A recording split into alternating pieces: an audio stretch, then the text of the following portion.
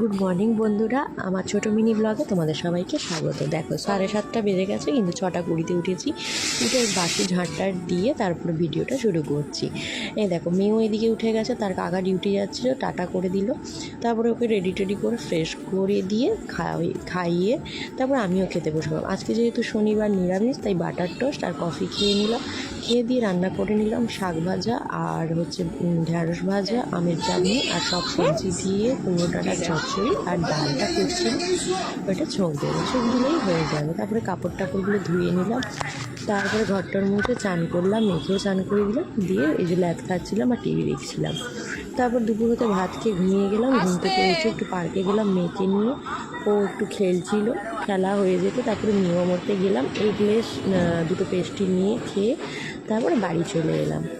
কেমন লাগলো ভিডিওটা কমেন্ট করে জানিও। চলো টাটা, বাই বাই, পরে আবার দেখা হবে অন্য কোনো ভিডিওতে।